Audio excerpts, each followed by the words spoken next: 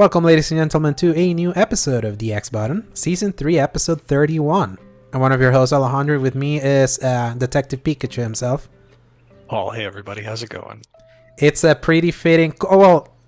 we're how many months? We're 4 months away from Christmas. You just want to start celebrating early because it's going to get cooler for you sooner.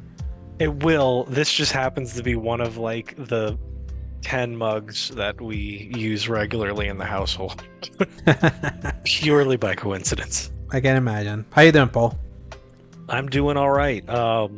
Been better according to our news. However, doing pretty decent as far as what we've been playing and experimenting with lately. Oh yeah. It's been quite a week in the gaming department, I would say, especially because I'm also trying to gonna talk about some of the things that we didn't talk about last week because we did the special episode for our top 10 most anticipated games for this fall. So yeah, there's gonna be so much to talk about and a story that I can't wait to be able to talk about it instead of just in text. So but yeah, and also this is a special episode because this is my last episode of this decade. Oh yeah. Happy early birthday. Yeah, by the time that we start recording next week, which will be the 17th, I'll be 30. It's you insane. phrased that so weirdly. I thought you were moving away or about to die. Yeah. That's my last day of this decade. Yeah, that's usually how it feels like. So you just never know. But yeah, it's I'm turning 30 next week, which is crazy. The last time that we recorded an episode the day after my birthday was a legendary one back in 2021. Remind me, what happened? Abandoned. Oh, that's right. my rant about the app. Remember that?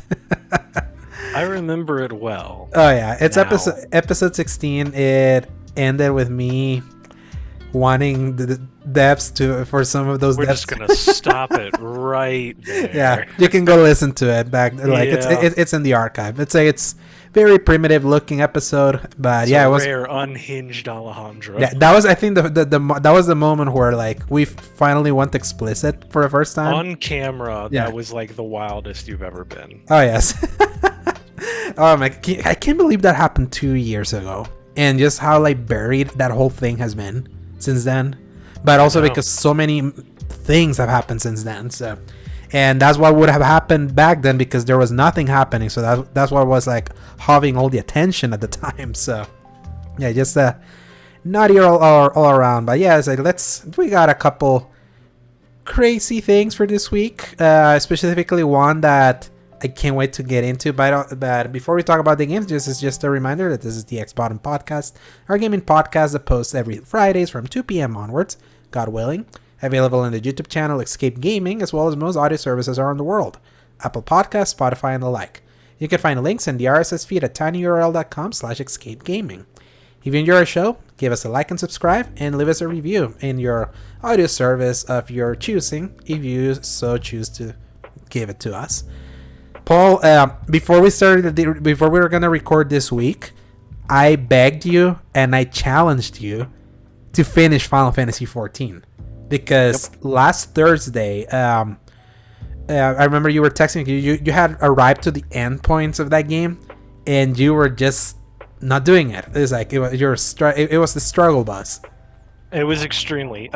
So I have a notorious relationship with Final Fantasy because I love the concept. I usually love the game itself.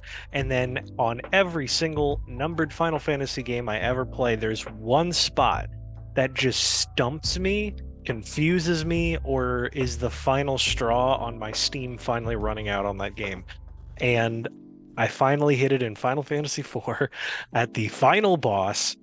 I was, even with 4x experience, 4x money gained, probably what I thought was pretty overpowered characters, honestly. Nothing was working, and I was pouring my soul into this game, moving menus faster than I ever thought possible, trying to keep up with this freaking AI system that's going on. and I even slowed it down because you can usually speed up the combat. Yeah, you can I speed was up or smart. slow it I down. turned it down. So it wasn't just that it was like moving faster because I screwed myself, but it was just a challenge because I showed him the video and everything. It was just like, this is what I've got. This is what I've got equipped. This is what's happening. What am I doing wrong? Yeah, And it we started problem with the solved it. it started with the four elementals, if I remember correctly. It was like Yeah. the four big bosses that you fight throughout the game. They It's come just because back. of how long it was, Yeah. and I was just struggling to keep up because by the second or third, I would start to not do enough.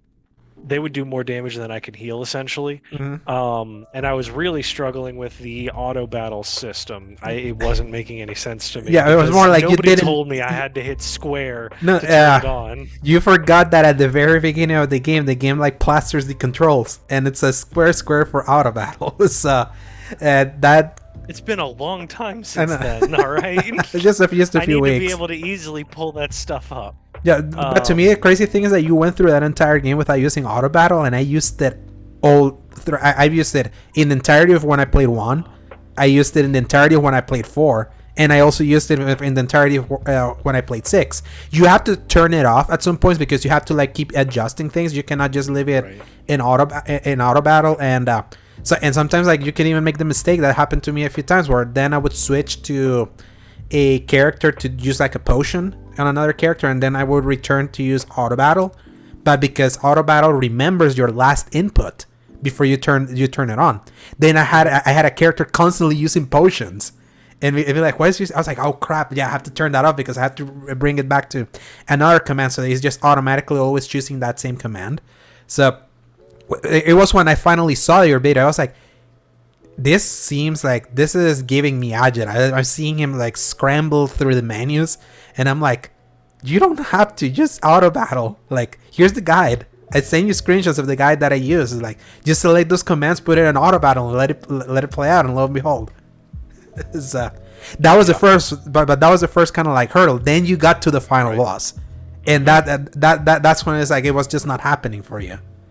That was the real struggle after that point because I was, oh my goodness, basically same problem in the end. I had to sit through this really long cutscene. Yeah. It was like really cool concept. The idea of like, okay, you've Everyone been wiped praying. out, and Yeah. all of your buddies are like showing up and giving you this one last little piece of encouragement, which is completely ripped off in Final Fantasy 16, and Yeah. I love it.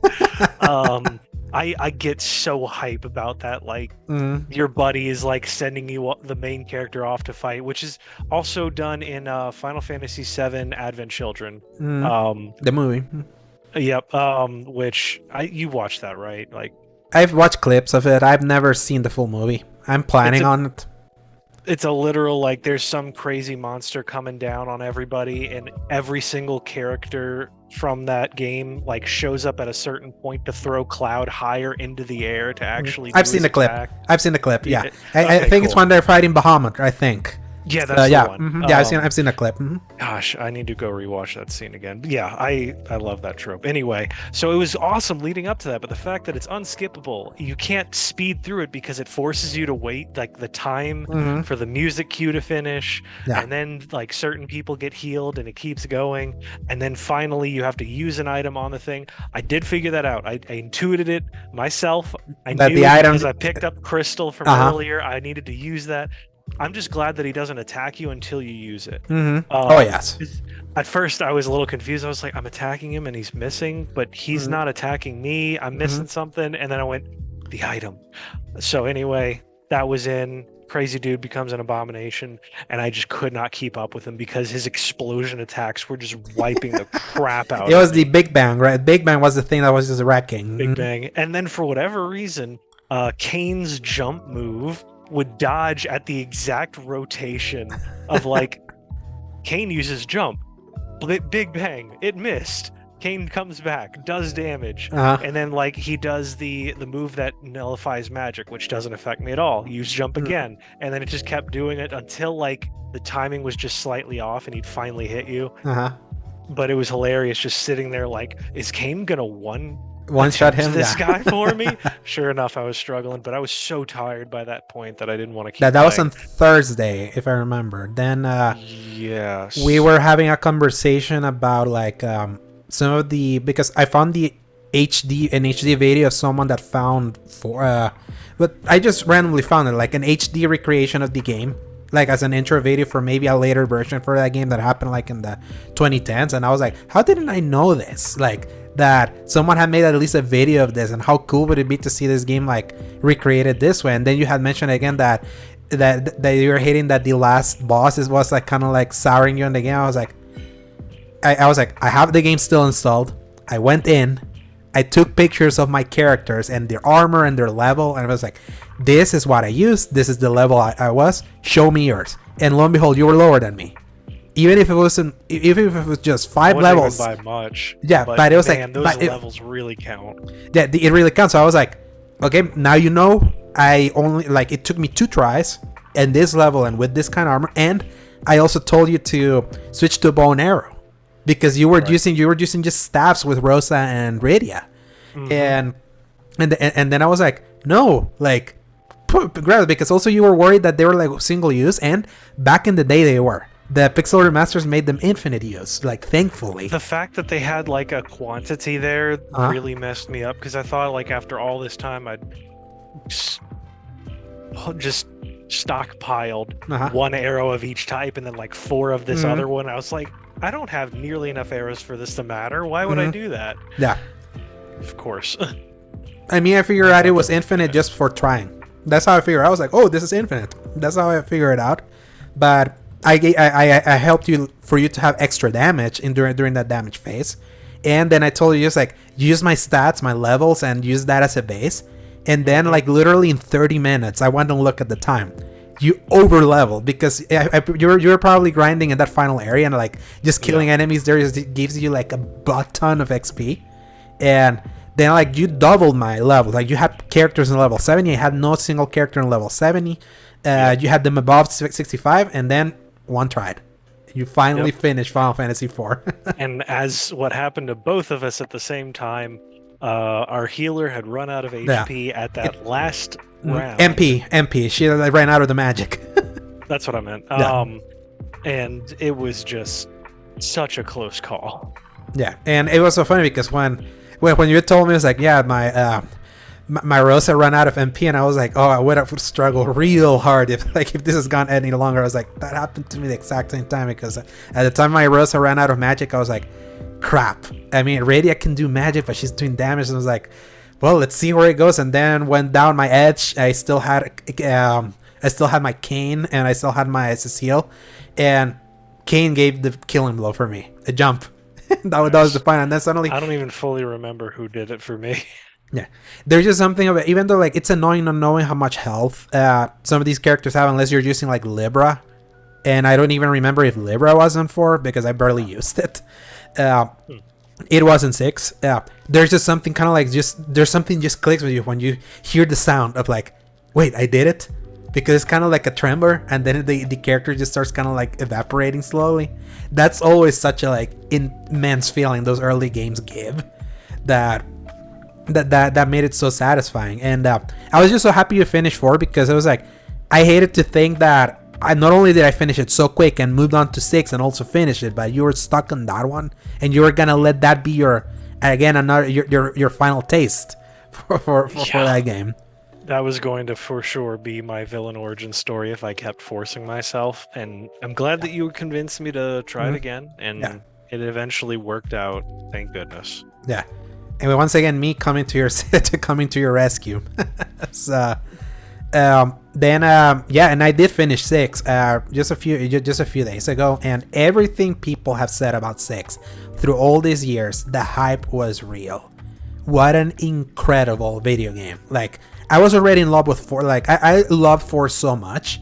Getting to finally seeing it, that even when I started 6, I was like, yeah, I'm liking this, but I got so connected to Cecile, I got so connected to all the characters, the music, the battle music, the kind of world, and how much it was like, I saw so much of 16 and 4, that I was like, will I be able to connect with 6 the same way? Like, I see the things where that it's improved, just the art alone, the pixel art has evolved. from like 4 to 6 is like the characters feel more formed.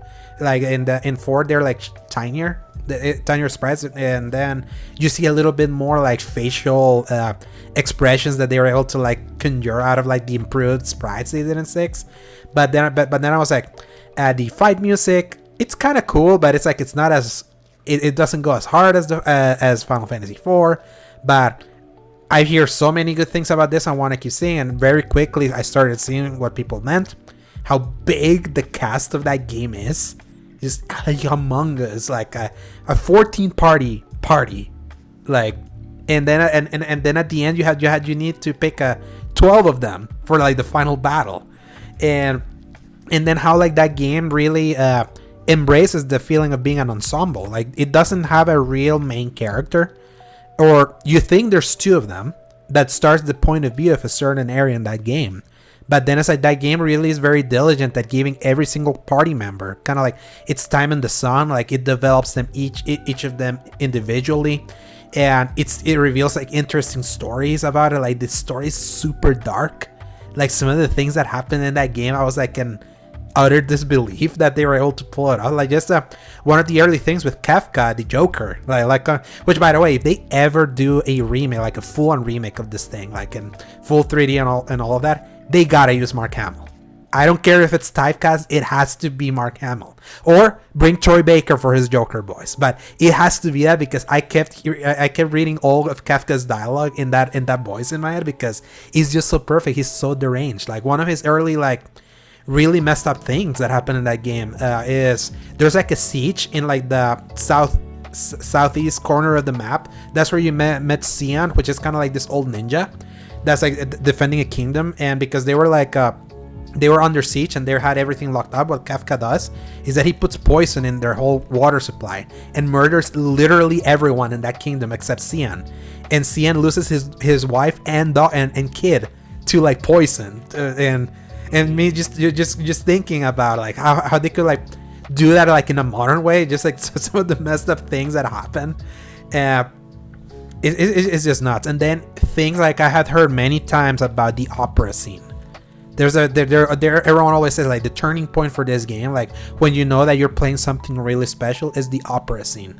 And I was like, okay, let's see. And even Ains, my editor-in-chief, when I was playing Kill Squad with him, when I was doing that impressions thing for that game that I got a code for, we were talking about it, because it was like, what other games have you been playing? And I was telling him about me revisiting the Pixel remasters, and he was shouting like to the heavens like 6. It was like, I can't wait for you to get to 6. 6 is my favorite. It's a masterpiece, and I can't wait for you to get to the opera scene, but I worry it's not gonna hit you like it did me back then. But I was like, maybe it will, because I'm really good at putting my mind back to when a game came out and thinking about what this would have been like had I seen it back then. And the opera scene, putting my mindset to that, really did that. It was the first time that and people say it's like it was the first game where a musical piece really like elevated its storytelling. I sent a clip of Celis, which is one of the girl characters of the game, that she is pretending to be an opera singer, and you have to like command her to do the opera song like as it should be, and then you realize that the opera song tells her story. And that's like, I remember the clip that I showed you of the suicide attempt. Mm-hmm. That's the song that plays in the background. And this, and the game like just connects everything thematically. And when you think like when there was no voice acting back then, there was like no cinematography, like how much they were able to like extract out of emotion out of just the written word they had in that game, plus the music on top of that. And then like you see an actual boss fight that happens in that opera scene that's like cued to like an actual opera song, and the dialogue feels like everyone's singing it, and in the Pixel remaster actually voices those things. So the characters are kind of like, you know how an opera music goes, kind of like if it was Les Miserables. That thing was like, this is incredible. This is like, it's so cool how they were, and just thinking that back then they just had to do like because it was an SNES. And seeing them like realize that, but the art remains kind of like the same of what they're obviously with the HD lift ups. And there's my dog, but yeah, that was the moment where I knew that I loved that game. I was like, man, I'm really, really loving this. And then of course the big turn that everyone knows happens in this game. Like, why is Final Fantasy VI so popular? Is because it's the first Final Fantasy where you lose, and you lose so thoroughly against the main villain. Like, you never see a villain like win as thoroughly as Kefka does in this game, where he's like with Emperor Gestalt, who you think is the main villain of the game. He tried to do like a peace offering with you, and then he betrayed you, and that's when like sends you to the land of the summons here, which are called the Espers, and lifts the continent to the sky. Sounds familiar. And then you try to go face Emperor Gestalt there, and then that's when Kefka like betrays and kills him in front of you, and then brings him the end of the world, and you're like cannot do anything to stop it. I sent you the video of like how that goes, that you see the literal end of the world. Like, you see like a laser creating like nuclear bombs and destroying everything. You see like characters fall through holes. You see your entire party be like all dispersed. It's like, and I was like, man, this just being a sprite based thing, like just like the despair it was able to like convey just through what you see, it really makes me eager to see how a modern version of that could even look, and if you could even capture that feeling of despair. I would say this seems a little too soon, but if you look at what's happening at Maui down there right now currently with the fires and how apocalyptic it looks, that's what I would imagine like the world of ruin to look, if they would ever do this modernly. And I wonder if that's why they haven't want to do that, because basically the game becomes two games after that happens. The entire world it shifts. Like the game basically restarts, and it just keeps on getting better and better. And the final battle against Kefka has some of like the most incredible looking pixel art I have ever seen. With that really messed up statue that he conjures to fight you first before you fight him in his angelic form or like god form, like right at the top of the sky. I sent you the big spread image that I found on Google. It's like it goes so freaking hard that now I get it. It's like, this is my Danny DeVito moment. I get it now. I get why people always say when you see people rank Final Fantasy games, which one is 90% of the time number one? 6. Others have 7 at the top. And 7, I understand, is a time and place thing, because I started playing 7 also because I made a point. I want to play through all of them. I'm not going to do 2, 3, and 5 right now, because I needed a break from pixel art, because the pixel remaster makes everything look so similar at the same time. 6 was the big leap out of the first 5 because you see the better sprites. But I was like, yeah, I kind of want to do 7, because 7 is the one I know the most about, but not me playing it. I know it from the sides, understanding the story, seeing some clips of Advent Children, playing Crisis Core, playing 7 Remake, but I've never fully played the original PS1 version. And at least now I have made it all the way to when you do the Nibelheim flashback, which is when they introduced Sephiroth in that game. That's as far as I played, and let me tell you, visually, you understand why everyone cried for a remake for that one. It's like just the PS1 chibi does not hold up, and you really have to put your mindset so heavily into accepting it for what it is, and it just doesn't hold up really well. It's like, I understand why 1 and 6 haven't been really remade, because pixel art just holds up like almost eternally. 7 doesn't. So, but there is a charm to 7. There are so many scenes that I was like, it's kind of crazy that they kind of did this kind of scene back in the day in 1997. I didn't go in, but I saw a video of the Honeybee Inn of the original 1997 one, and that's like, how are they able to get away with that? I don't know. I really love, like, it's so funny seeing, even though this scene was in remake, I had forgotten that scene happened, but seeing the moment where Cloud, Aerith, and Tifa threatened to castrate Don Corneo, and it's so funny seeing it like in the chibi, and seeing that's what kind of like what that meant. It's like those games was trying stuff back in the day that is like, it's kind of crazy to think that they were doing this back then. But as I was playing Final Fantasy VII, you decided to jump to 14. What made you want to like immediately? Because obviously I had told you that I tried the trial or back in July before I told you let's buy the pixel remasters. Like, let's do an arrangement for that one. And then suddenly you're like, no, I'm playing 14 now.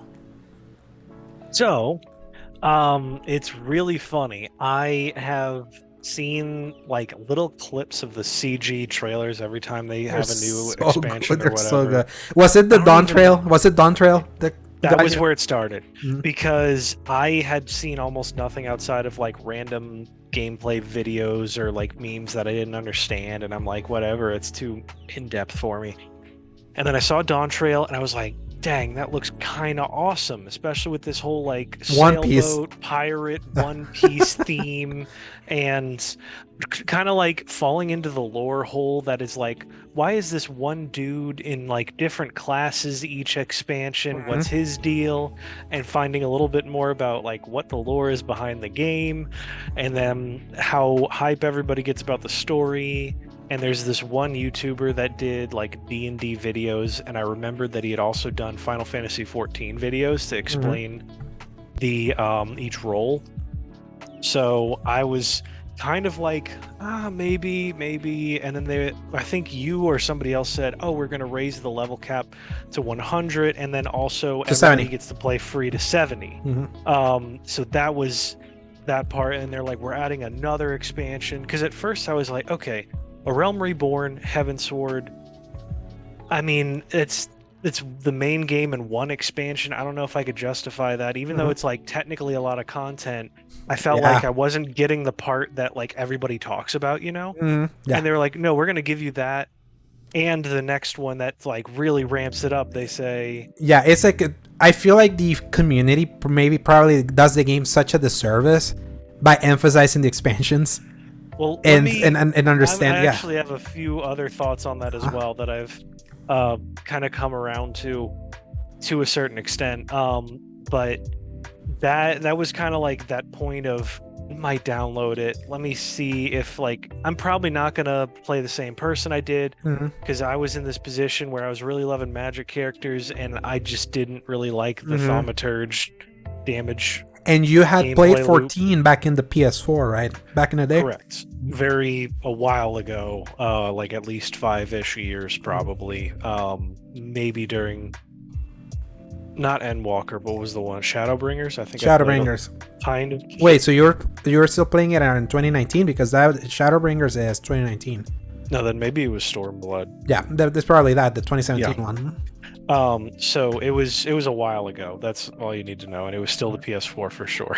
Yeah. So yeah, I did all that, and it's so long ago that my character just doesn't exist anymore. Mhm. I was like, yeah, it's fine, whatever. I might have played like 4 or 5 total hours of it, because I remember pretty firmly where my knowledge of the main storyline kind of Mhm. just dropped off.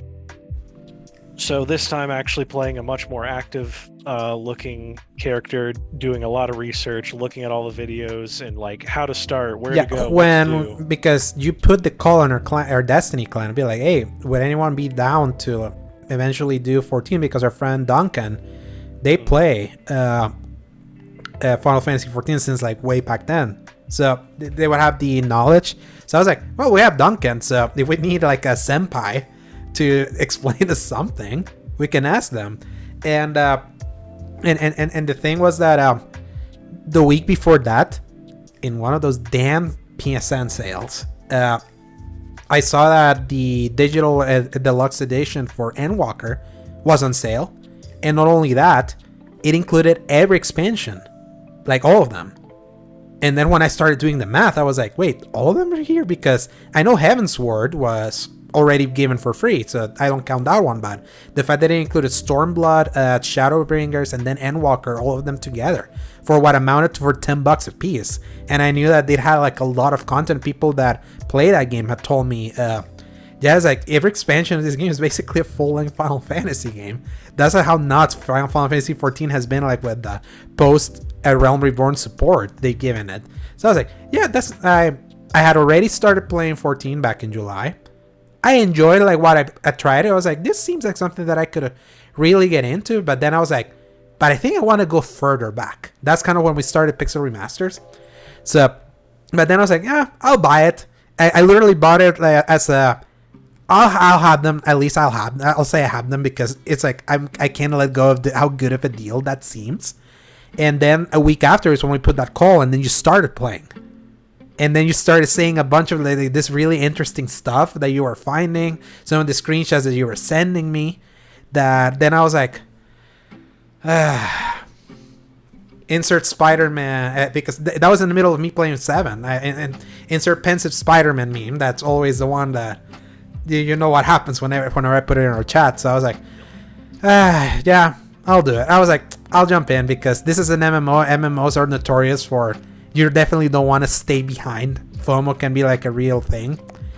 And here comes a story that everyone is gonna love about what happened. So Paul starts playing. He reaches level 17. He sends me a picture of he finds Clive and a Jill. So someone managed to like be able to create a character that looks like those. I was like, that's actually cool that you're able to do that. So yeah, let me pick up where I stopped with my free trial. So I log in because I had the game installed. I put my username and then I log in, and then it tells me, oh yeah, you don't have a valid license for Final Fantasy 14. I'm like, how don't I have a valid license? I played a month ago. And then the rest of the message said, or you don't have a valid subscription. I'm like, I haven't paid for a subscription. I was like, what's going on? He's like, if you haven't traveled, log into the MOG station, which is basically Square Enix's hub where you do all the payment processing that you do that you do to be able to play a game. So I tried to log in, and then I was trying to figure out, I was like, okay, but why does it say that I don't have the license? I freaking bought the game. And then I went to my email. I was like, I have the receipt that I bought it. So it's like, how don't I have a valid license? Like, I played it. I have a character.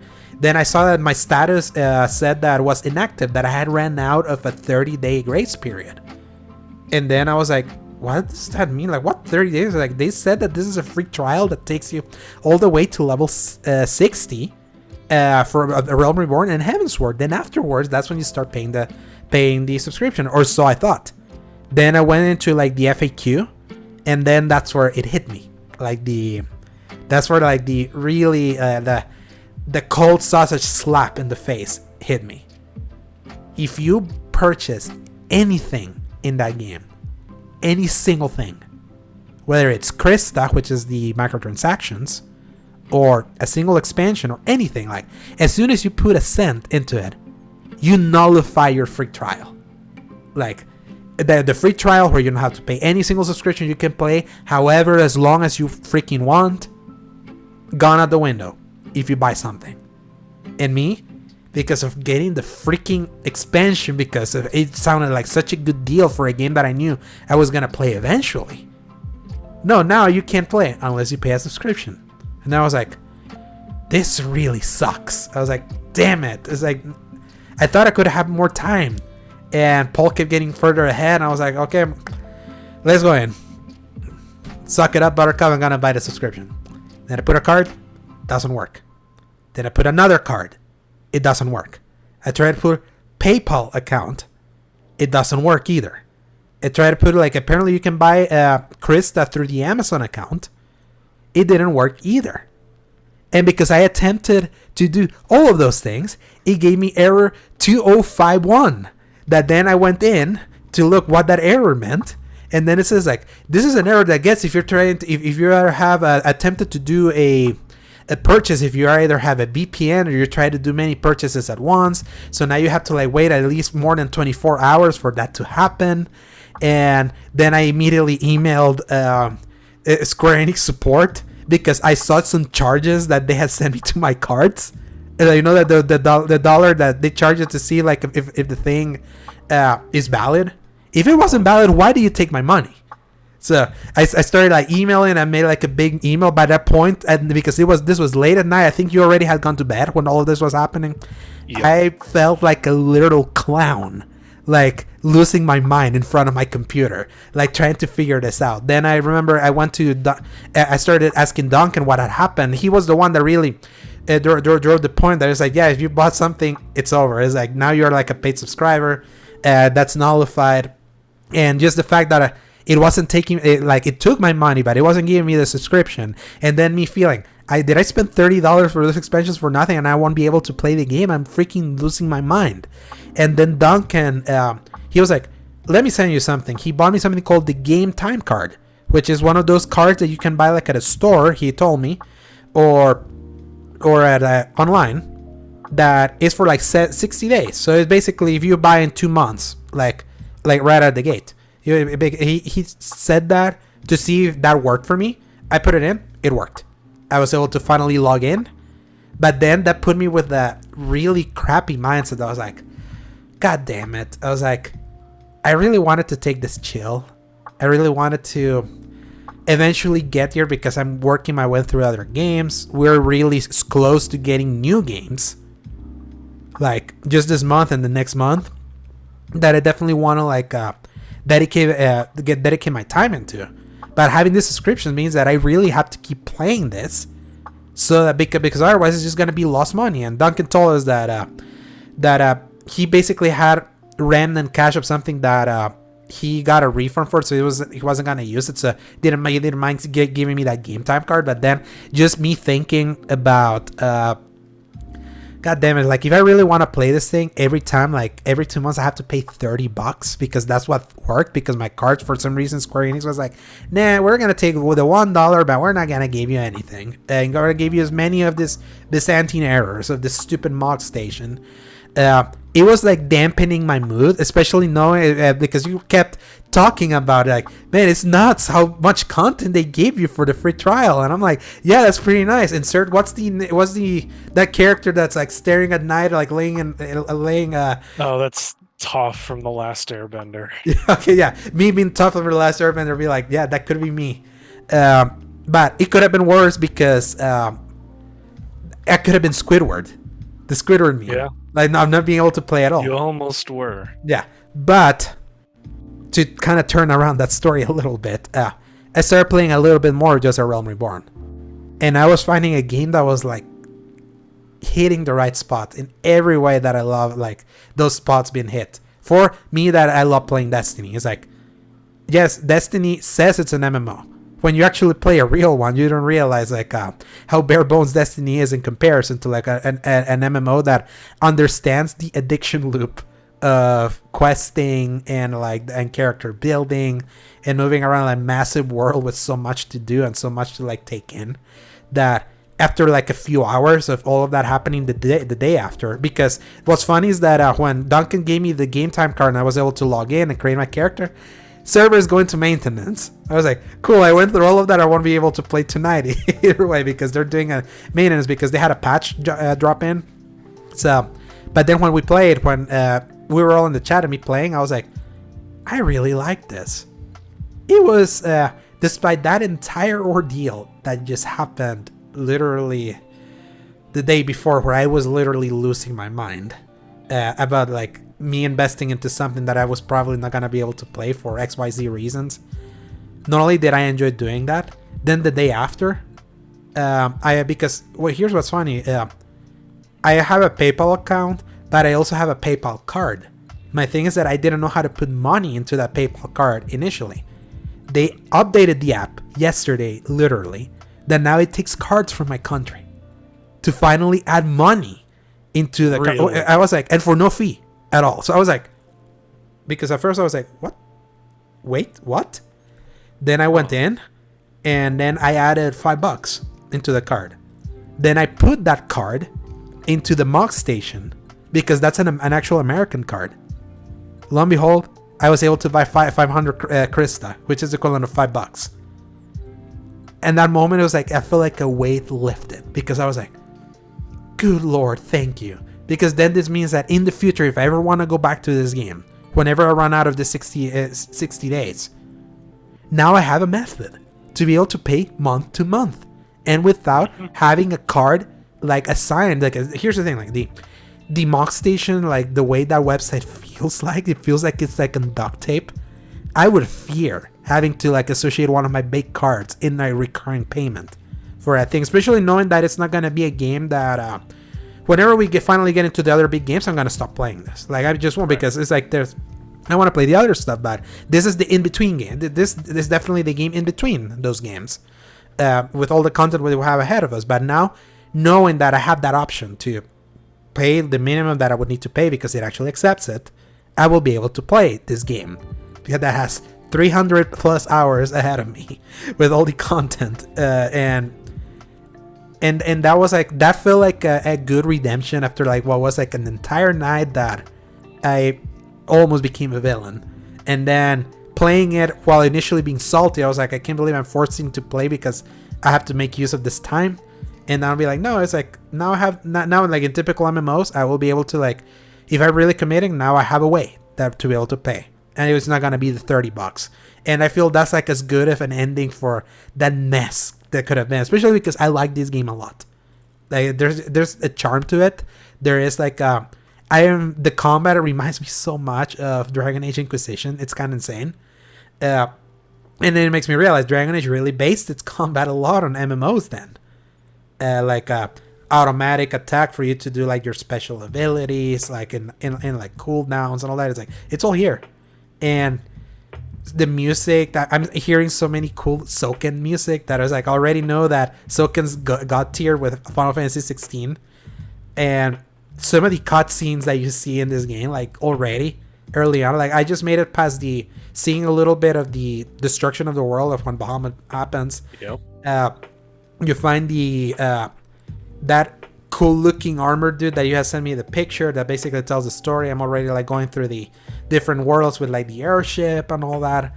I'm like, man, it's like they captured the spirit and essence of Final Fantasy in an MMO. And I'm kind of surprised they were able to actually capture it. Like, it really feels like true to the series. And me, that this has been like, last year we were talking about, like, if the Soul series was I got my breakthrough last year with that. Now it feels like I've really broken through with all these Final Fantasy games. Because just this year, going from the action-based game of 16, going through the turn-based, actual turn-based game that is Final Fantasy 1, then the turn-based / active time battle of 4 and 6, and a little bit of 7, and now this one in MMO, and me loving almost all of it together. I was like, oh, I'm no longer a poser fan that I only played a few games and say I'm a Final Fantasy fan. I actually really like this series, and this is feeling like good return on investment, and I can't wait to play a little bit more, unless I'm playing other stuff. Which we will have that very soon, if not already. Yeah. I haven't gotten to play one of them. I know. That's kind of what I figured, because I started playing that. We talked about Atlas Fallen last week in our top 10 most anticipated games. The review embargo left yesterday. We ended up not getting code for season game, which is becoming like a tradition. I don't know what. Apparently they had told me this has been the worst year for them when it comes to actually getting code for many games. For some reason, like they're just having trouble. Though other big games, like for example, there is a chance that we might get Starfield, but I'm not reviewing that. My AIC Ains is gonna do that. Plus, we had Game Pass. We don't need it. Anyways, I mean, if they give us a code, I'll take it on. Oh wait, no, it's not even made for the PS5. What am I saying? Exactly. So because it's Game Pass. It's Game Pass, like who cares with that one? But so yeah, and then Atlas Fallen, the review embargo lifted up. It was getting decent reviews, like decent to okay reviews, kind of like what I expected, like, at least in the low end. It could be like in minimum. And I played it for like 2 hours last night before I went to bed. It's a game that hits literally what are the things Alejandro likes in a game. It's all here. This is like, that is basically that in like the most like box standard game that you can imagine. But it's actually really fun, and I can't wait to play co-op with you, because that game, if there's something I appreciate, it goes fast. It doesn't waste time with preamble. It immediately gives you things. You can immediately start playing co-op, and we're definitely gonna talk a little bit more about that next week when we get to play a little bit more, because we have 2 weeks for the next game, unless we keep playing Final Fantasy 14, which I'm now debating, because I was like, when I was playing Atlas Fallen, I was like, I'm really liking this, bad. Then I saw your text. I ended my session at level 30, and I'm like, I'm level 17. So like, the grip that I have on your ability to play certain things is wonderful. I finally unlocked it. Yeah, it's FOMO. It's like when it comes to FOMO, it's like I'm weak to FOMO. I just can't. How can I say this? It's like I can't get over it. It's like the FOMO. Like right now, that the FOMO of Baldur's Gate 3 is freaking brutal. It's absolutely brutal. We're gonna talk about it a little later. Weirdly, like not feeling it as much, because I know I'm not gonna play it on PC. Exactly. That's the thing. I have one that I read the specs can't play it. So that's my thing. Like I can play it at 1080p because I have a gaming laptop, a Predator with a 2060 RTX. It's like it hits the minimum, like at least some of the recommended specs that I could theoretically play it. It's just the idea of them potentially having to buy that game twice that stops me, man. Everything that everyone's talking about Baldur's Gate 3 is like, why wasn't the console version available right now? Why wasn't it now? Like this felt like the perfect time for it before Starfield. But that's the thing, like it's such a huge game that I'm like, especially what we're gonna talk about is reception. I actually fear for Starfield now. So I don't think it'll be all right, but it might get snubbed now on a lot of things that it should have. Yeah, exactly. Like when it comes to like true RPG, but yeah. And then before that, like before Atlas Fallen, like we were still playing a little bit of Remnant 2. We're kind of like just leisurely playing that game. We're in this robot area it feels like we've stuck there forever now. Do you feel like I feel like we have been in that biome like way longer than we did the other ones that we did. That because I'm so committed to doing that game co-op with you, the fact that you haven't had the time, like I haven't had the time to play it with you much, it's like diminishing my excitement, especially knowing that all you played, it's not like that doesn't carry for you. You get loot, like obviously you get loot, you get some of the unlockables that you got in my playthrough, but it's like you wouldn't be able to play it yourself. Right. So I feel like I'm committing to that being the co-op thing, and I don't know how much longer that thing's gonna be in your hard drive, because thankfully Atlas Fallen is it was a small file size, so I was like, oh, I feel like you wouldn't have to delete it. You didn't have to defeat it yet, so.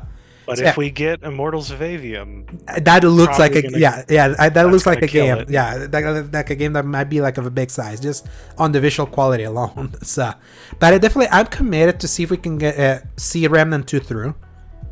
Just based on we only have like 3 more volumes left before like the campaign is quote unquote done. Before you do like the adventure mode that becomes endless, and you revisit the same biomes but with like procedural generation, different layouts of levels and all that. So.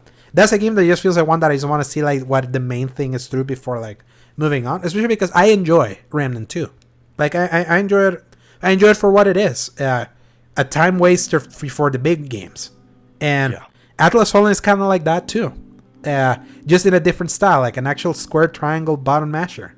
That it's actually reminded me more of Darksiders than I was expecting. And you'll see it. The Forspoken comparisons. I cannot believe both these games came out this year. I'll just leave it at that. They're more overt. The only thing that separates it is that one is M-rated and it's an isekai. The other one is not. It just embraces the fantasy, but a certain trope of that game that both share them, and you'll see it whenever you get there. And one of them is co-op. The other one wasn't. And other one actually looked ugly for such an expensive game. This one actually looks nice for another game in that triple, like what we're talking, the new AAA that's like beneath quadruple A. Like Atlas Fallen feels like that for me. So, but enough of that, Paul. Unless you have anything else to say. I don't think so.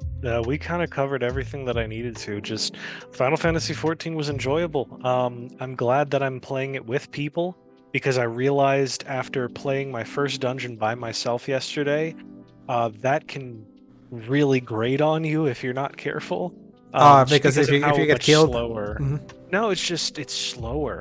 And playing a tank, it's like I don't really have anything to worry about really, but at the same time, it's just like, all right, rinse and repeat, rinse and repeat, rinse and repeat. I was just like completely watching a TV show while this whole thing played out, and I was just like, I had my controller on my shoulder, and I was just pressing R2, R2X, R2 circle. R2, yep, R2 circle.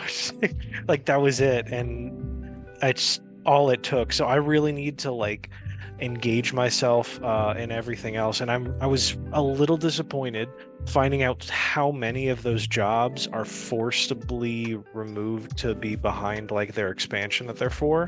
So even though they technically unlock at level 30, and that's what they tell everybody, you have to get to at least 50 to unlock a good portion, and then you have to get to 60 and pay the expansion to unlock more. I don't know why I didn't think that the job would stay locked behind like that expansion. I just thought, oh, that's the job that is now available to everybody. They kind of have to justify like why they would move someone to pay for those expansions. So Yeah, I get it. But the thing is that I'm not as mad about giving them money, other than my whole ordeal with the subscription. You already gave them money. Yeah, so already. You're in for a penny, in for a pound. Exactly, but that's the thing. Like, I don't have to spend any more other than the subscription. It's like this game is not this game, at least so far, is not nickeling and diming me. It's like like now that we know that Destiny is currently nickeling and diming people for almost literally everything, especially if you haven't been keeping up with the yearly expansions and the deluxe editions, the $100 version that we always end up buying to basically cover an entire year. And then that Astacross video that basically covered like how Destiny has become now a microtransaction hell, and my goddamn it, my dog. Like always, like if the car is coming in, that always happens. But which, by the way, like we didn't really talk about that. It's like it's so funny. Within this last week, we got the state of the game that they posted for Destiny, kind of like as a preview of where the game's at and all that. And it's really unfortunate that this year is really living up to its namesake of being the potential worst year in Destiny history. This late into its life cycle, especially after a few years where we already saw what were like some of the low points, and that state of the game did nothing. Like it made the sentiment way worse. However, some of the things that they posted this today, actually, in the TWAB or the Tweeb this week in this week in Destiny, about the exotic rotator and also a certain voice actor. This is the first time that I've seen actual positivity around the game. I was like, oh, actually, that sounds really good. Especially because yesterday they announced Suspend is gonna get nerfed into the ground. You won't be able to like suspend enemies for 8 seconds. It's down to 3. Because to be fair, Suspend was like 2 OP. It's like you could have everything like literally like hanging there while you were doing everything. But again, it's just the Destiny song and dance of like, no, you were having fun, right? Not anymore. But now it's like it felt good. Be like, oh, finally something good for a change. What they're doing with that exotic mission rotator actually makes it like enticing. I was like, that feels like something that would be worth like actually spending time on, especially with all the reprised weapons that they announced. Like if you like the weapons that are going to be that were craftable this past year, if you missed on some, now you have a way to get that again through those. Especially those exotic missions are some of the best missions that game has ever done. So now that they're gonna be in that rotator, cool. It's like something finally. Plus we need to wait to hear about the raid, which the fact that it's seemingly gonna be Crota's then pisses me off. But we'll see. Their showcase is in 2 weeks. But at least some good news happened with Destiny. We're gonna talk about one of those like more in depth. But enough preamble, Paul. Press X for some news.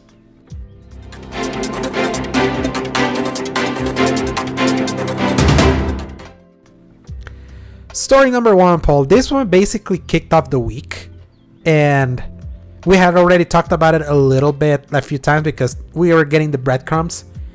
A leak from the South Korea board, then the webpage updating the text of the title.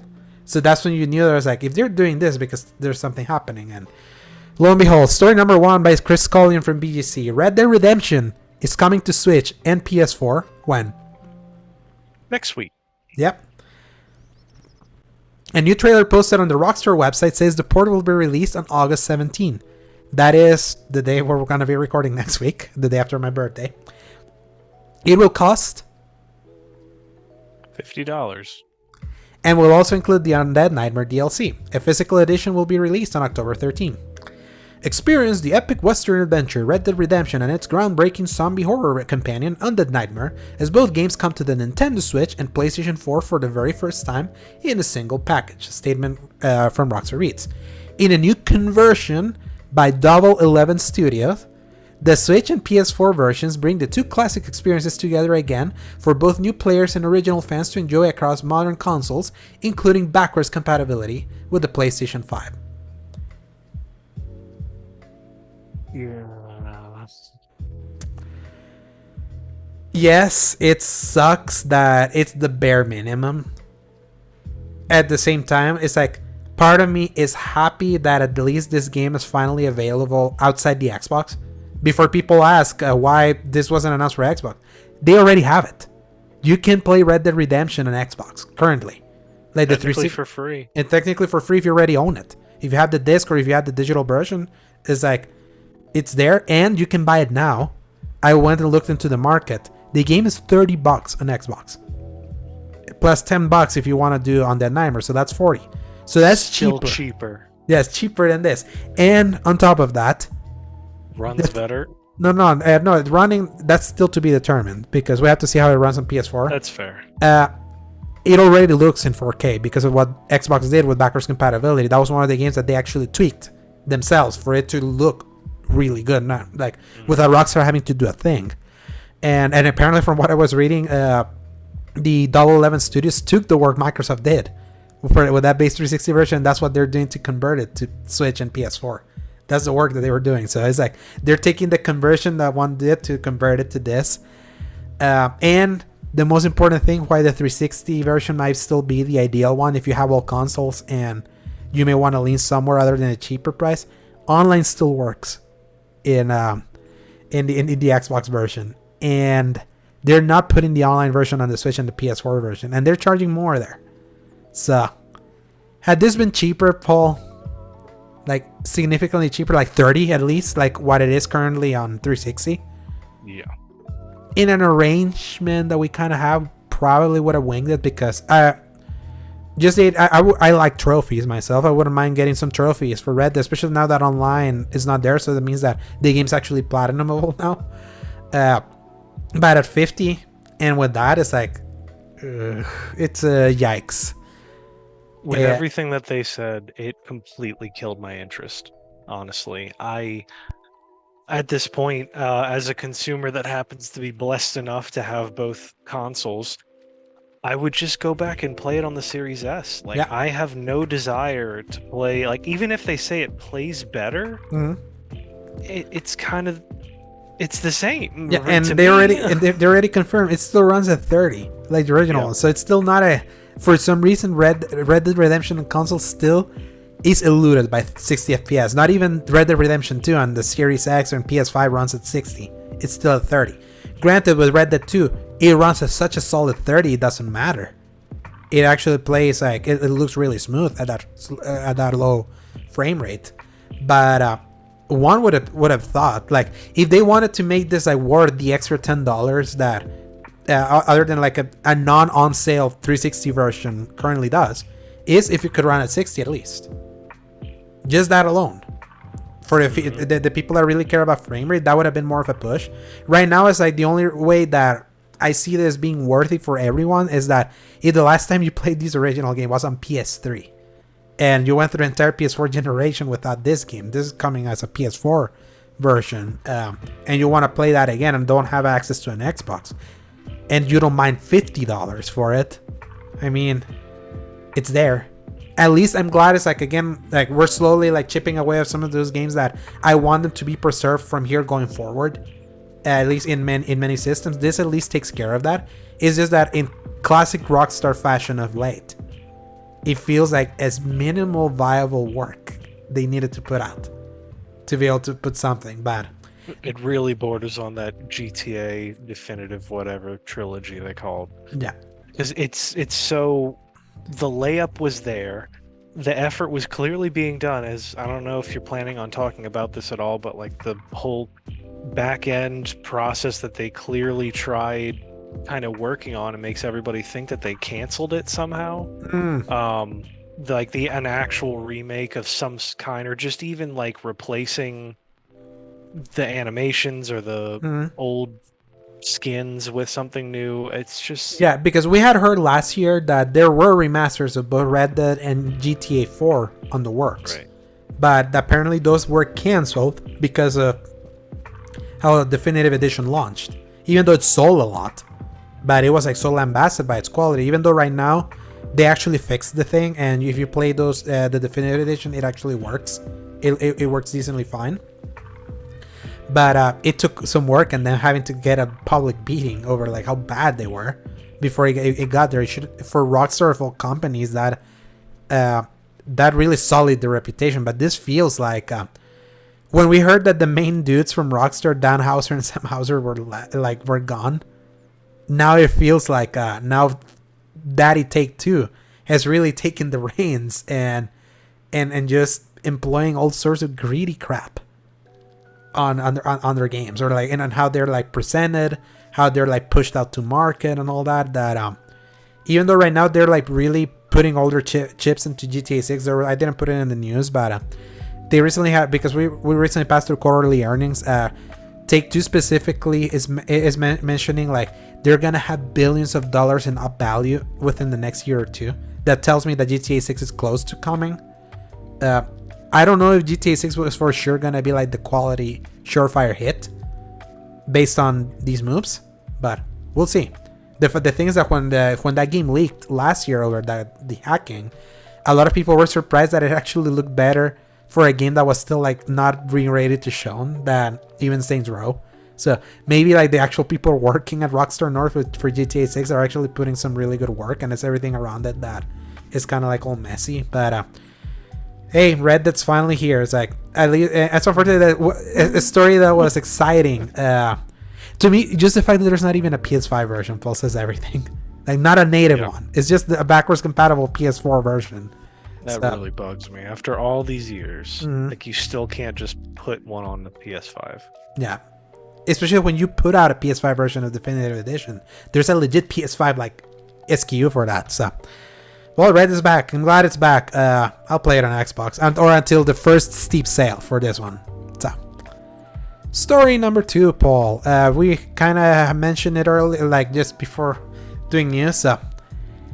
Story by Jordan Miller from BGC. Keith David will succeed Lance Reddick as Commander Zavala in Destiny. Reddick, who voiced the character since the game's inception, passed away at his home in Los Angeles in March at the age of 60. Now the studio has announced its plans to continue the character in Lance's absence. The passion and professionalism Lance brought to the role over the last decade was unmistakable and loved by all, wrote Bungie in a blog post announcing the news. Lance's iconic voice led us through the most intense moments in Destiny's history, and his impact on our Guardians, our community, and Bungie as a whole will never be forgotten. Commander Zavala has been essential to the story we have been telling since the original Destiny, and we have plans to continue his journey. Beginning with the upcoming expansion, The Final Shape, Keith David will assume the role of Commander Zavala. Crucially, Bungie notes that Reddick's existing in-game lines will remain untouched. Speaking on the change, Keith David said, "I'm honored to continue the great work of Lance Reddick as Zavala. Lance captured the character's sense of integrity so wonderfully. It is my intention to continue that work." David is perhaps best known for his work in the Halo franchise, where he played the Arbiter. David also appeared as Julius Little in Saints Row and Saints Row 2. In Saints Row 4, he appeared as Keith David himself. What a get. If someone needed to follow up the amazing work Lance Reddick did, they really went for the best, in the scenario. The voice of Keith David is I hear him so vividly as that general from Modern Warfare 2, Anderson in Mass Effect, obviously the Saints Row thing, which is so hilarious. Oh yeah. It's Keith David, the voice of Keith David in gaming is power, and I really want to see how. I wonder if we're gonna hear a lot of Keith David on his Zavala, or if he's gonna try to get close to how he sounded as Lance Reddick. It'll be interesting because, for example, you played a Forsaken campaign before he got bolted, right? Yes. Yeah, the one with the Barons and so the voice of Kate 6 in that game was Nathan Fillion, but something happened right before Forsaken was coming out that Nathan Fillion wasn't able to reprise his role, because I think he was working on The Rookie, which he still works for in that ABC show. So they got Nolan North to do the voice. The thing is that to impersonate him, and the thing is that unless you really pay attention, they sound almost indistinguishable, at least back then. Obviously, that trailer that showed up at the PlayStation Showcase, where you see that K6 is back for Final Shape. Yep. Obviously, he sounds more weary, because obviously Nathan Fillion is older, so it's there. So it makes me wonder how much that voice of Zavala will change. But look, in an era where AI has taking over the world right now in a very scary fashion, especially in the art. When it comes to the arts, whether it's like for performances or even like things like that you do actual legit art. I could imagine the worst possible scenario. They were gonna AI Lance Reddick just to keep continuity, or they would have killed character, or they would have just killed the character, which was the main face of this franchise in the NPC side. Mm-hmm. This is the best of the like out of like the best out of the best from this worst scenario. They picked the best option with Keith David, and maybe we'll hear his voice. The fact that they reveal it now, I bet we're gonna hear Keith David's voice maybe on the showcase. We'll see, but it's good that Bungie kept it in house. They worked with Keith David before as the Arbiter, so great pick. And this on top of the 12 that I mentioned, some of the things with that exotic mission, has unified the community positivity finally after months and months and months of negativity when it comes to Destiny. And just straight up apathy from everyone, including us, that we barely play it now. So really happy for that. So story number 3. We also mentioned it earlier with Baldur's Gate 3. Early reviews put story by Jordan Miller from BGC. Early reviews put Baldur's Gate 3. Sorry, I was pulling something up. Yeah. Are you asking me to finish your it sentence? up. Yes. I don't have it pulled up. Hang on. Wait a minute. You have the wrong link put in here. Wait, is it really? It's the same Keith David link. Oh no. Oh no. Well, never mind. Early reviews for Baldur's Gate 3 ahead of Zelda at top of Metacritic. It's currently one of the highest rated games of all time.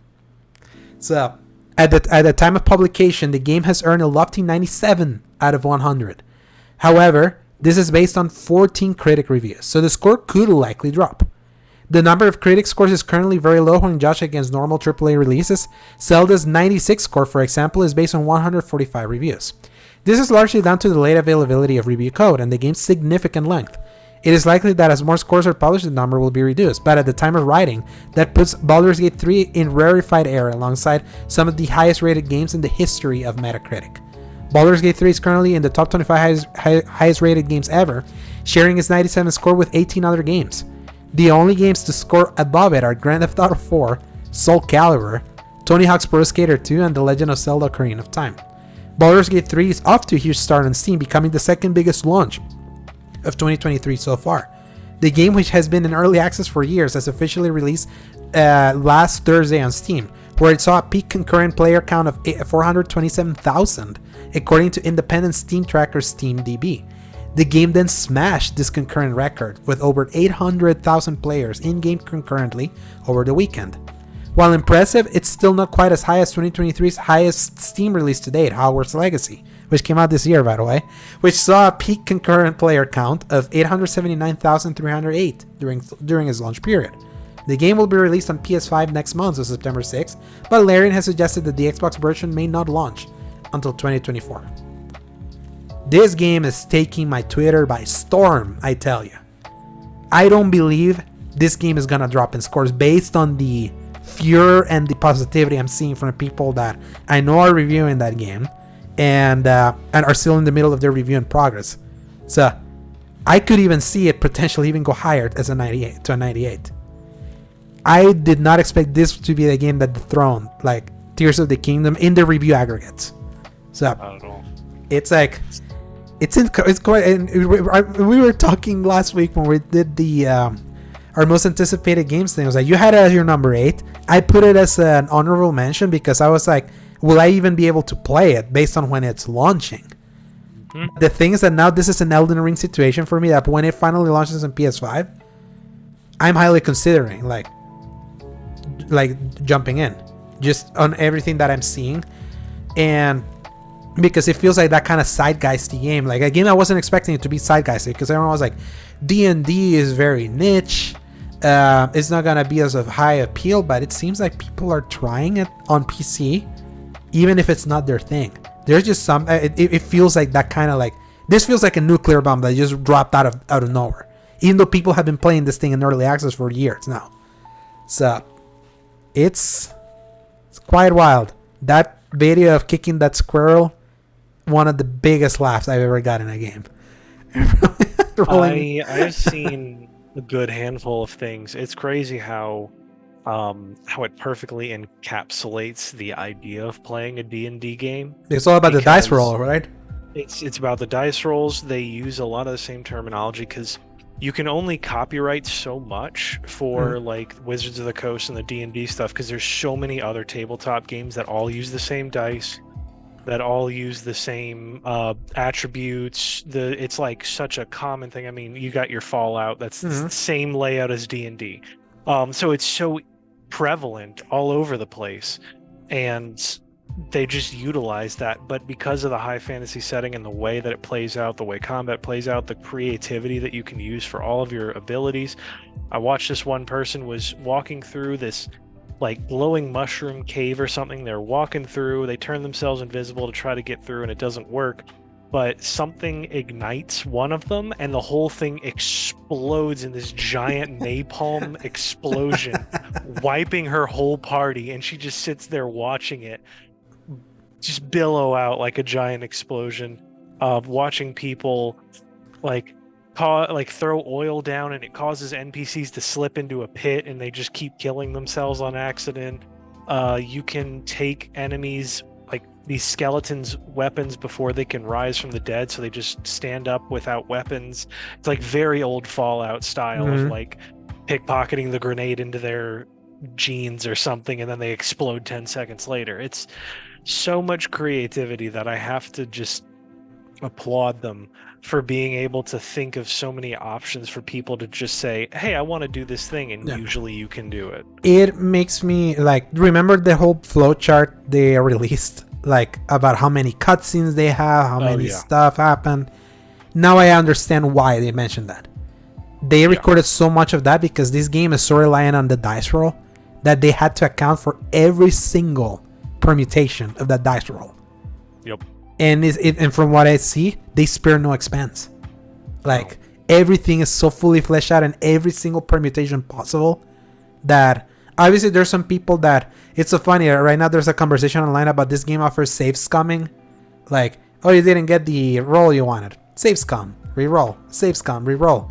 And obviously people are free to do that, but people are saying that the most fun thing about how you play this game is just like going with the flow of the dice roll. Just roll with it. Just roll with it and see like where the game master takes you. And I think that's like, that alone makes that an infinitely replayable game.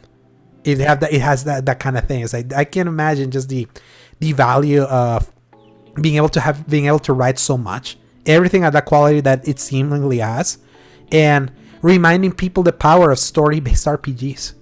In a year where we were singing the praises of Tears of the Kingdom for the innovations it was doing to game design, right now there's actual conversation that devs are scared of Baldur's Gate 3. What is like the template is setting for like just how far they went. But I'm glad it does because I'm like, this proves me wrong in a way, because I had said that I felt like when it comes to story and all that, we have already seen everything we've seen with games. It's like that is very hard to get impressed by that. This proves me wrong just from what I've seen, me not playing it. And it's crazy it came out like this. What a freaking year, I tell you. That we had our surefire things, and then suddenly this one. Now like it's like sitting at the top of the pile. Is your dog going crazy? Yeah, he's being wild. And now the final story, Paul. This one really messed us up, didn't it? Yeah. Especially after what we had just said about this game last week. So, God damn it, my dog is not, but fitting. Final story by IGN's Anthony Wood. Tears of the Kingdom seemingly the focus of new wave of Nintendo patents. Tears of the competitors, but as kind of like the subheading. So, God damn it. Your dog does not appreciate any of this right now. And as he goes through that, I'm going to go ahead and read this, and then we'll see if he wants to keep this in later. So Nintendo has made public a slew of patents seemingly related to abilities and design features from The Legend of Zelda Tears of the Kingdom, including aspects of Link's Ultra Hand abilities, loading screens, NPC moves, and more. According to an article from Automaton, the Japanese gaming giant has made public a grand total of 31 patents linked to the Tears of the Kingdom in recent weeks. Some of the patents seem to be indirectly address a number of Link's newfound Zonai powers, while others deal with the behavior of player companions, and more generic aspects of the open-world adventure game, such as the game's physics and how the thrust from rockets and fans is governed. I'm going ahead and reading this out. Go for it. So yeah. you know. I'm about 2 paragraphs in. Mm-hmm. A number of the patents were described by Hatina blog user Naoya2K, including one that detailed the system preventing Link from moving an object with his Ultra Hand ability while he's standing on it. Another seemingly addressed the in-game physics that govern how Link shares his movement characteristics with a dynamic object, like an Ultra Hand constructed car, when he is standing on top of it. Remote attacks such as the lightning-based ability of the actually that's the wrong way to spell lightning. Yeah. Trivia.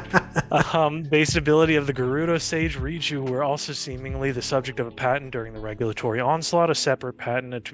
You kind of get the idea. Uh-huh. But the fact that they are just patenting completely basic ideas, like many of these Twitter users have very clearly pointed out, one of the most clear ones is at this point Nintendo's going to patent the elusive and unique jumping mechanic. I know. But like even I believe one that I witnessed was looking at points of interest. Mm-hmm.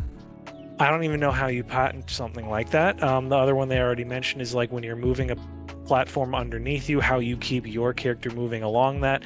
It's like a very simple coding process that people have said this has been in the process of game making for 40 years now. Yeah. How do you choose? Why would you choose to patent something that is just so simple at this point? You only do that to stifle competition or stifle innovation, because it's like, no, we patented that, so you want to use that, you gotta pay us now. And it's especially basic stuff like that, like what we were reading. It's just insane that Nintendo of all the companies being the one doing this is probably the worst scenario possible, because I can't think of a more litigious company than Nintendo. Their lawyers don't mess up. I believe the best example is the person that leaked so much stuff from Nintendo's upcoming work has been sentenced to a lifetime of paying royalties. Yes. Literally, until the day he dies, like a certain percentage of anything that he earns goes to Nintendo. Nintendo was able to sue him to that, and they won that. And now he's trapped in that for perpetuity. Nintendo's insane. So then patenting small stuff like that, or even things like that any developer that looked at Tears of the Kingdom original is this is cool, where game design can go from here. And now it has nowhere. Yeah, clearly nowhere unless you pay the Nintendo.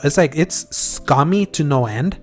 And just to kind of define one of the final paragraphs here, it said, this wave of anxiety may not be entirely unjustified, especially considering the video game industry's history when it comes to big companies collecting and enforcing patents to protect their IPs. Back in 2021, Warner Bros. Interactive Entertainment was able to successfully patent the Nemesis system used in both Middle-earth Shadow of Mordor and its 2017 sequel Shadow of War. Since then, any developer hoping to create a game featuring a similar system would need to secure a license from WB or face a potential lawsuit over its inclusion. There have also been numerous instances of industry heavyweights suing one another over IP infringement. In 2017, Capcom won almost $1.5 million from fellow publisher Koei Tecmo when it was found out that the latter had infringed upon two of its patents relating to haptic systems and the ability to import content from an older game to a new title. 1 year later, in 2018, Microsoft was sued by Infernal Technologies and Terminal Reality, with the companies accusing the tech giant of infringing patents related to graphical lighting and shadowing methods used in games including Halo 5, Gears of War 4, and he for some reason repeated Halo 5. Maybe it must have been Halo 4, Gears of War 4, and Halo 5. Whoever wrote this is lot of copyright errors there, right, Jan? I mean, I think they're just really feeling the Yeah. frustration. Valve was also targeted for copyright infringement earlier this year in a case related to the Steam Deck's haptic rumble technology brought by Immersion Corporation, a company known for bringing similar lawsuits against Sony and Microsoft. IGN gave Tears of the Kingdom a 10 out of 10, describing it as an unfathomable follow-up to Breath of the Wild that expanded a world that already felt full beyond expectation while raising the bar ever higher into the clouds. That description was fitting, but at the time when we were playing this, I reviewed this game. I gave it a 10. The whole thesis of me giving this game a 10, despite scoring a lot of individual pieces about it lower, like in technology, replayability, and all of that, is because I really was championing that what this game was doing for game design was I felt like the next evolution for open worlds. And what it's possible when you're given the time, the money, and the care, and the ingenuity to be able to make this kind of systems work in a way like they did. I was praising as kind of like the trendsetter for new people to do it. But now all those things that they innovated on, they're gonna be put under a patent that they will be able to sue everyone for even attempting to like build upon what they did. Hold me to this, Paul. I am not giving this game of the year out of protest. Even though last week we said this was the best game we had played this year, isolating the feelings I had that was a really incredible time we spent with this game. Unfortunately, it's like I am not rewarding. I'm not gonna be like a reward to this behavior, and them winning game of the year like cleanly would just enforce them continue to do this kind of crappy stuff that we always like have lambasted Nintendo of doing.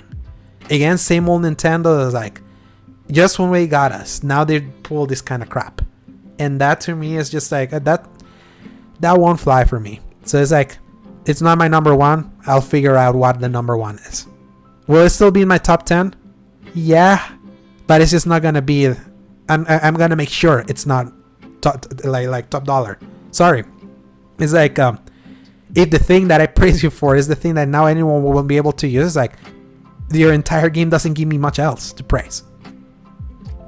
When other things from other games this year in those elements are better. Graphics, many games are better. Soundtrack, Final Fantasy 16 is outside. It's just right there. Story, even freaking Jedi Survivor told a better story. And other stuff. It's like, game design was the big thing for this. And not being able to celebrate this is kind of like what future game designers will be able to do because of the stupidity of this pattern. It's like, I'm sorry. I was so happy that when I saw Baldur's Gate 3 like overtook like in Metacritic, even with the few reviews, and I'm hoping it stays there. I'm hoping more people like wake up, and if they really like other games, they're not just gonna give it to this game by default. Think about this, people. If you were willing to not give God of War Ragnarok a sequel, like a game of the year, because you already rewarded the 2018 one, I better see that energy now.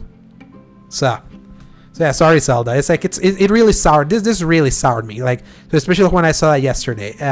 For a game that I really championed this year, after I wasn't a champion of the first one. Yep. It's just the worst feeling after all of that, especially because I loved Breath of the Wild. You weren't as big on it, but both of us finding this huge emotional, like, oh my gosh, this is such an amazing catharsis and new step. It's like, yeah, there's a few missteps and a few spots where it could really be elevated and certain things it didn't capitalize on. But overall, it was like, what a powerful game. And then, like, I'm one of those big advocates of like separating art from the artist or whatever it is, because at a certain point, 70 to 100 years from now, nobody's going to remember the controversy about the person that made it. They're just going to see this thing. And at a certain point, you have to know that certain things are beyond its test of time. And naturally, there's a few exceptions to that. Yeah. And one of those, I feel like, is, human atrocities done by the person. Yeah.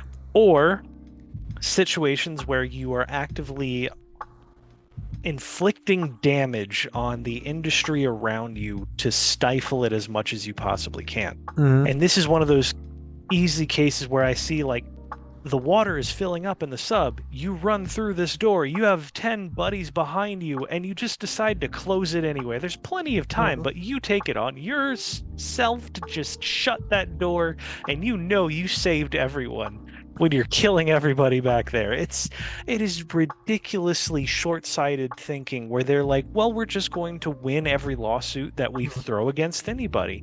We don't care. We have the money for it. Like, what a backwards way of thinking. Yeah. I can't even imagine how terribly, morally bankrupt this idea is. And I mean, yeah, a lot of people say, oh, it's not enforceable. It's so general, like there's no way they can actually win it in court. But what if they do? And that's the thing, Because like, they would be the ones to win this because no one has lawyers like them. That's the worst part. They don't have more lawyers like them. And it's just like when this happened with especially with the Shadow of Mordor thing with the Nemesis system, it was like the Nemesis system was like one of the big innovations in open worlds that generation. With that being a patented, now it ensures that it's only been done by one, and it's just not going to be like an innovation that is built upon. It sucks. This is like really, really, really sucks because I wanted more. Because now it's like, why would everyone even bother try to like make a game as ambitious as Tears of the Kingdom? Why would they? It's like they're literally going to be penalized legally potentially. Yeah, especially, and then having to like deal with, no, we're gonna go pay the patent to Nintendo. How much will that even cost? Would that even be worth it just for like something that shouldn't be patented? It's like, man, at the very least, like, I'm glad that at least from my heart of hearts, I don't have to praise this game anymore. Like, I'm not rescinding my review. That's time and space thing. That's what I thought back then. Time changes opinions of games. This is an example of that. And fuck you, Nintendo. What are the game releases for the week of? Let me see. Allow me to add a little bit of fuel to this fire. Oh yeah, add a little more. I'll add a little more. Being an artist myself, I wanted to talk about a similar Nintendo company recently, because as we've recently found out, Pokemon had their little whatever they wanted to call it, their Nintendo Direct for Pokemon, sharing a lot of underwhelming situations and a lot of things like that, also including art that somebody from DeviantArt had included on their profile. A lot of people decided to look into this and wonder what the deal was, until we unfortunately found out the reality is that on Pokemon.com, there is a legal clause that they happen to list, and I'm going to read the paragraph as quickly as I possibly can. Do it. Right here. Distribution in any form in any channels now known or in the future of derivative works based on the copyrighted property, trademarks, service marks, trade names, and other proprietary property (fan art) of the Pokemon Company International Incorporated, its affiliates and licensors (Pokemon) constitutes a royalty-free, non-exclusive, irrevocable, transferable, sub-licensable worldwide license from the fan art's creator to Pokemon to use, transmit, copy, modify, and display fan art (and its derivatives) for any purpose. No further consideration or compensation of any kind will be given for any fan art. Fan art creator gives up any claims that the use of the fan art violates any of their rights, including moral rights, privacy rights, proprietary rights, publicity rights, rights to credit for material or ideas, or any other right, including the right to approve the way such material is used. In no uncertain terms, does Pokemon's use of fan art constitute a grant to fan art's creator to use the Pokemon intellectual property or fan art beyond a personal or non-commercial home use. Needless to say, they not only say they own all fan art of anything ever slightly related to Pokemon, they say that they can take the credit for coming up with it. Incredible, right? Absolutely incredible. So that they're just like, yeah, you caught us. What of it? We're gonna do it again because we say we can. It's not even an actual legal document. It's just on their website. And that just gives them free reign in their eyes to do it. And like the comments that people that kind of understand law slightly basically say, yeah, is it sketchy? Yes. Is it a gray area? Yes. Is it really scummy and greedy? Yes. But what are you going to do? That's the Pokemon Company. You just like they're bluffing to everybody, and nobody has the money to prove them wrong. Mm, What in the world are we living in right now? yeah. Oh my gosh. It's just it burns me up with this one especially because that is like your own art. This is like finding out when anybody who works for Disney at all, if you ever make a sketch of anything, it is owned by Disney. That is the kind of people we deal with here. These are the ones that people are striking against, and you're like, I don't know if I believe with the strike. You should just go make your movies and have fun. It's like, buddy, this is the people that we're dealing with when they're trying to raise the prices of Hulu and Disney Plus and Netflix and cancel everybody's subscription because they live in a different address. And you want to make a picture of Pikachu, and all of a sudden the company says, we own your Pikachu. No, you don't. We drew it. What in the world? Yeah, it's like it makes it so hard to love them. It makes, especially like this is crossing the line of like how hard it is to separate art from artist. Especially currently, if you go to anybody in like the casual spaces, nobody's going to care about this. They're going to be like, but Legend of Zelda is awesome. But I love Pokemon. Pikachu's adorable. But I love Disney. That's where I grew up. It's like, boy, they don't care if it doesn't directly affect them. And even if it does directly affect them, they're like, oh, that sucks. I'm going to make a Facebook post about it and then just kind of F off and do their own thing. Yeah, no, that's literally that's literally what Nintendo's doing here. Is like they're gonna not only are they're also Pokemon Company stifling a lot of like creations around their IPs, and then in the case of Nintendo, it's like they're like just stifling innovation so that it's just on them now. And then it's like when that's not the point of like game creation. It's like this is the point of art is being able to learn and build upon. That's what breeds innovation. Or improved innovation.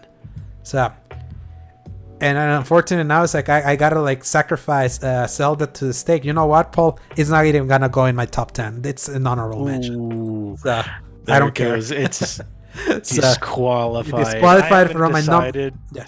For mine, but it's definitely not going to be in my number one spot. Just out of like, there's so many good things out here. I can come up with something that did something better than Legend of Zelda at this point. Yeah. Again, I think it would be easy. Game design was the only one that wasn't easy. So, congrats, Final Fantasy. You're my Colonel number one, unless you're dethroned. Congratulations. So, Paul, now read me the game releases from August 13th to August 19th. All right. We've got Everspace 2 on PlayStation 5, Xbox Series X and S on August 15th. Hammerwatch 2 on PC on August 15th. Moving Out 2 coming to PlayStation Plus Extra, I think. On PlayStation 5, Xbox Series X and S, PlayStation 4, Xbox One, Switch, and PC on August 15th. Wayfinder, PlayStation 5, PlayStation 4, and PC on August 15th. Red Dead Redemption, PlayStation 4 and Switch on August 17th. Red Dead Redemption Undead Nightmare on PlayStation 4 and Switch August 17th. Shadow Gambit, The Cursed Crew. That sounds like a really cool game title. PlayStation 5, Xbox Series X and S, PC on August 17th. I would not believe that, or I would believe that it's not nearly as cool as the title makes it sound. But it's a pirate game that's a strategy game. That sounds about right. Speaking of which, pirate strategy games used to be huge in the 2000s. I'm kind of sad they're not very popular anymore. Vampire Survivors on Switch on August 17th. Bomb Rush Cyberpunk on Switch and PC on August 18th. What was that? Wait. I thought this was on September 1st. Or is that the other versions? I think it's the other versions because I know one of my friends is super hyped about playing it this week. Oh, okay. Good for them. And good for this game. Right. I know it's one of them is Duncan's partner. The other one is the guy that actually made the game that I did the art for. He's like, yeah, I'm going to take 2 weeks off of working on games to go play Bomb Rush Cyberpunk. I was like, buddy, I'm so glad that you're so removed from games that like you just saw something you loved and you're just going to buy that instead. Anyway, Madden NFL 24 is also coming out this year. PlayStation 5, Xbox Series X and S, PlayStation 4, Xbox One, and PC on August 18th. And last but not least, or maybe it is leased, the Texas Chainsaw Massacre on PlayStation 5, Xbox Series X and S, PlayStation 4, Xbox One, and PC on August 18th. How are they doing the Texas Chainsaw Massacre? They're It's an making their action game. own. I thought it was like one of the A symmetrical multiplayer yeah, action game. that's Yeah, the one. That's like Um, Dead by all Daylight. of the ones that die like Mm. immediately because Yeah. there's only like enough people that will play one of those games across that entire genre. Mm. Dragon Ball even tried making one. Nobody played that game. It's Oh I yeah, don't Dragon like Ball when they did that. Yeah. Yep. It makes no sense. It's dumb. They took all of the worst characters in the series and just made them playable characters. It's just terrible. Anyway, yeah, so that's everything for this week. Yeah. Red Dead would have been the most interesting thing of this week, but we can save some money. We had the game on Xbox. I plan to. Yeah, Wayfinder. I remember. I think this was announced at one of Jeff Keighley's things. I'm trying to remember if it was both a Game Awards and also a Summer Game Fest by Digital Extremes. It was like a role-playing game. Like it was like weird. Oh yeah. You remember that? So become a this was, Wayfinder and control the chaos. This was. It was like an Wasn't this like a MMORPG. Overwatch? No, it wasn't like Overwatch. It was like an MMO PvE game. Oh yeah, I kind of vaguely remember this. This was one of those like, oh yeah, this is not going to survive very long because it looks like WoW. I know. It's, Vampire Survivors is coming to Switch. Cool. Is like Vampire Survivors was one of last year's most celebrated indies. So now it's only missing PlayStation because it's on Xbox currently and on phone. I would say phone is the perfect game for that because that's the thing with Vampire Survivors. How much have you seen of that one? No, I mean enough to know what Vampire Survivors is like, and enough to know that I am not interested in it at all. Yeah, it's a literal game where the only thing you do is move your character as he attacks automatically. Right. And survive waves and waves like and really waves good and waves, AFK kind of game.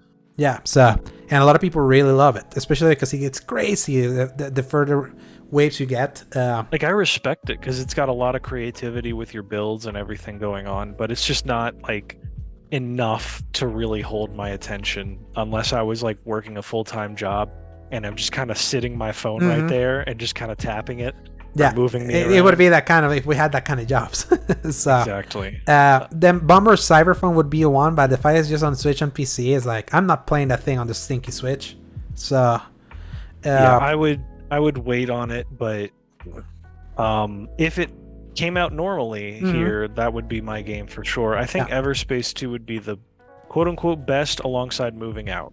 Because Everspace 2, I know they said they downplayed a lot of the roguelike elements of it. Because the first one, cool concept, spaceship in space, go around, shoot stuff. But it was like if you died, or it was all randomly generated, whatever you want to call it. But this one, they kind of beefed that up. Moving Out 2 is just a fantastic party game.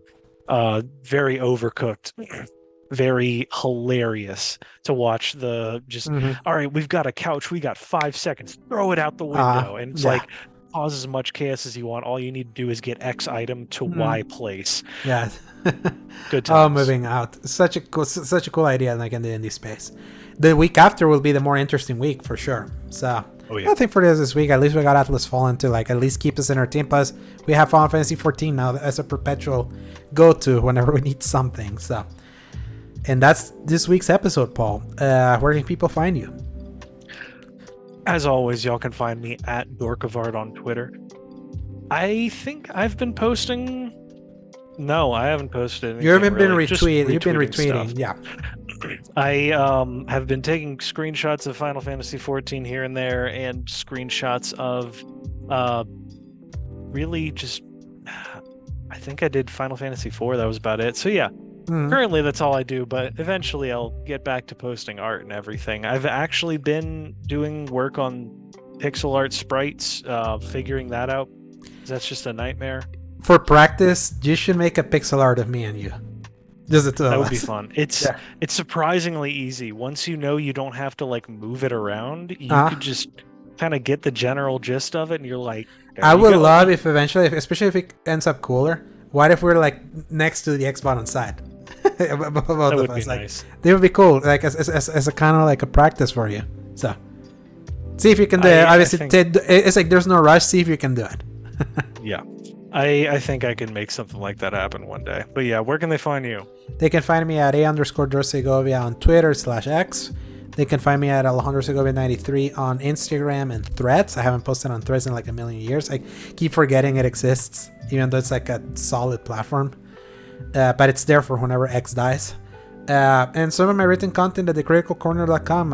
I don't think I'll be reviewing Atlas Fallen, like, especially since we never got a code for it. It's like Season Gaming doesn't care. It's like they don't feel like we have the obligation to. Plus, we already know how it's been received, so I want to play it leisurely until hopefully Immortals of Avium, which that was my next signed up review. Atlas Fallen was just kind of like as a, hey, if they send it, I'll cover it, but I'll just play it for chill and hopefully we can play it soon. And with that, that's this week's episode, everyone. Thank you so much for listening to this week's episode. Can't believe the fall is so close. Like the fact that next week is already halfway through the month.